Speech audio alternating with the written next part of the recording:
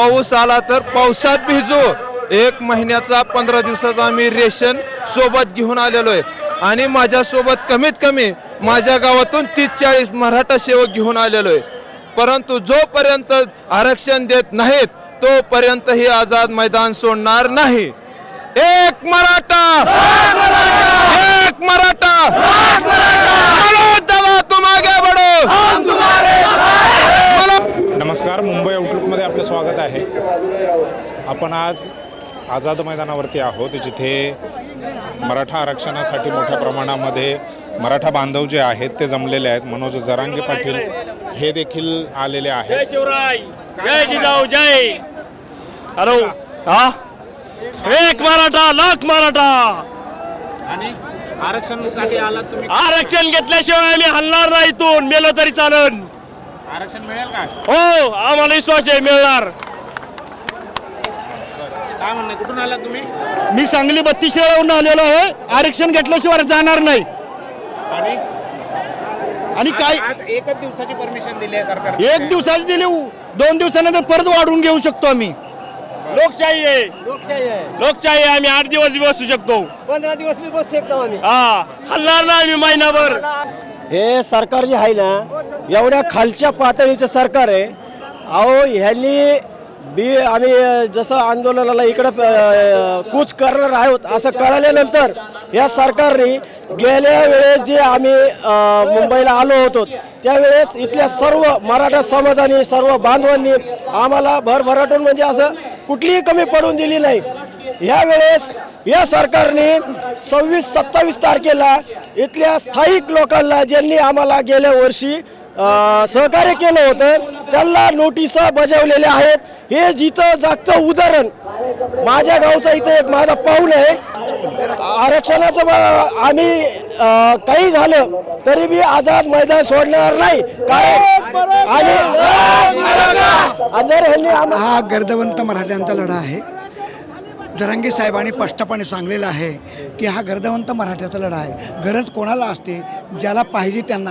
आता तो आहे, एका साईडला आम्ही पाहतो आहे की आम्ही शिकलेले सवरलेले आहोत, पण आम्हाला नोकऱ्या ह्या ठिकाणी लागत नाहीत। त्यामुळं आम्हाला नितांत गरज आहे आणि ही गरज पूर्ण करण्याकरता ओबीसीतून आरक्षण घेण्यासाठी जरांगे साहेब या ठिकाणी मुंबईला बोलावलं आणि त्या पद्धतीनं आम्ही या ठिकाणी आणि कुठल्याही प्रकारचं आरक्षण घेतल्याशिवाय आम्ही या ठिकाणी जाणार नाही। हॅलो,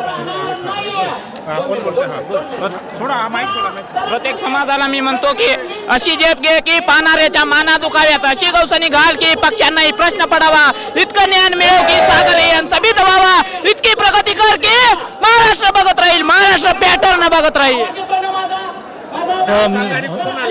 हां सर, आम्ही परभणी जिल्ह्यातून आलो। आम्ही सलग 2 वर्षापासून जरांगे पाटला सोबत काम करत आहोत।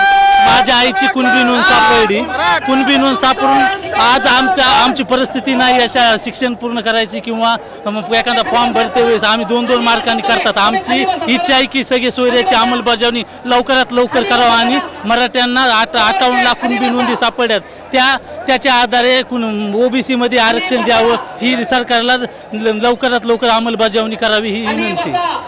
माननीय संघर्षयोद्धा मनोजदादा जरांगे पाटील, माननीय संघर्षयोद्धा माननीय मनोजदादा जरांगे पाटील यांचा आज मुंबई येथे उपोषण अमर हा लढा चालू आहे। त्या लढ्यासाठी गारवडहून 4 गाड्या मराठ्याच्या आल्या आहेत। मी मनोजदादा जरांगे पाटील यांच्या सर्व लढ्यामध्ये हजर झालो आहे। जगातली सर्वात मोठी सभा 14 ऑक्टोबर नारायणगडचा, 12 ऑक्टोबर, 20 जानेवारी पहिली वाशीची सभा आणि आता 29 ऑगस्टची ही सभा। या सभेला मनोजदादांना पाठिंबा देण्यासाठी आलोय। सरकारने आता अंत बघू नये, सरकारनं मराठ्याचा अंत बघू नये। मनोजदादाचं तब्येत खालावलेली आहे। आज मराठी समाजाला मराठ्याचा नेता हवा आहे, नेतृत्व हवा आहे। असे नेतृत्व बरंच संपवले आहेत सरकारने। स्वर्गीय अण्णासाहेब जावळे पाटील, वडजे साहेब, आरक्षण लवकर द्यावं एवढीच इच्छा करतो। मनोजदादा जरांगे पाटील यांच्या लढ्याला पूर्णपणे आम्ही सपोर्ट करून आम्ही गारवड, माळशिरस तालुका गारवड गाव इथून इथं सपोर्ट करण्यासाठी आलेलो आहे।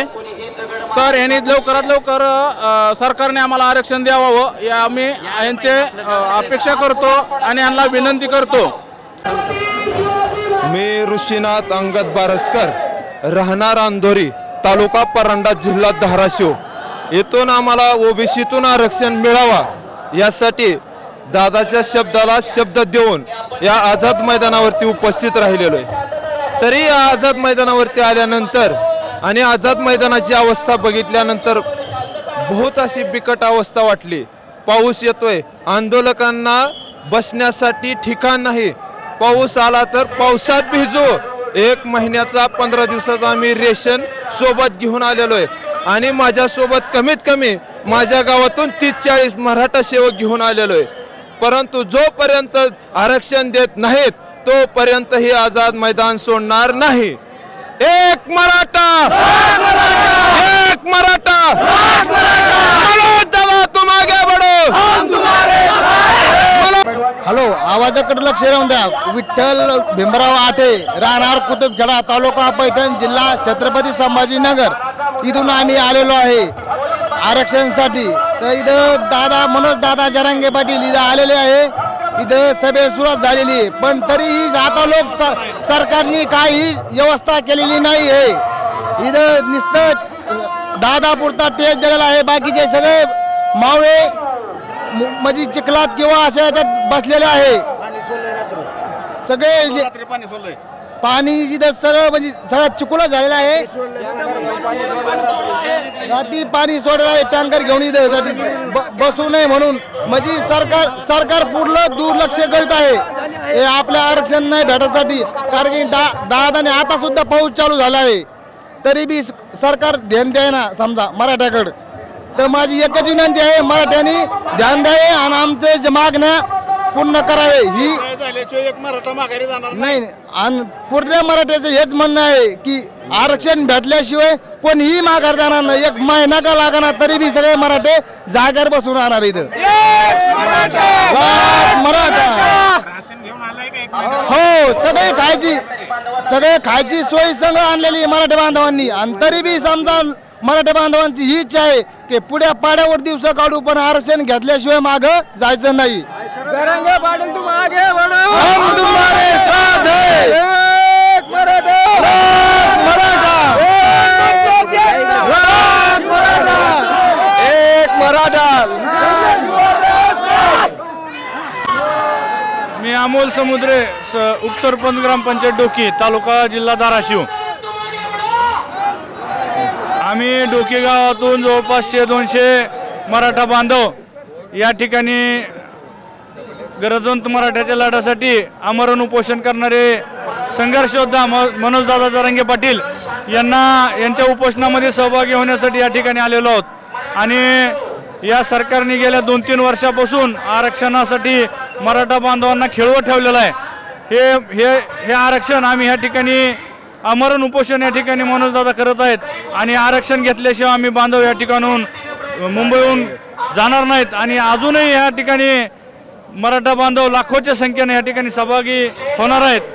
तर या ठिकाणी या उपोषणस्थळी शासनाने कुठलीही सोय त्या ठिकाणी लोकांची केलेली नाही। या ग्राउंडवर जाणून बुजून पाणी त्या ठिकाणी सोडण्यात आलेलं आहे आणि हे मराठा बांधव या ठिकाणी शासनाने किती त्रास द्यायचा प्रयत्न केला तरी या ठिकाणून हलणार नाहीत।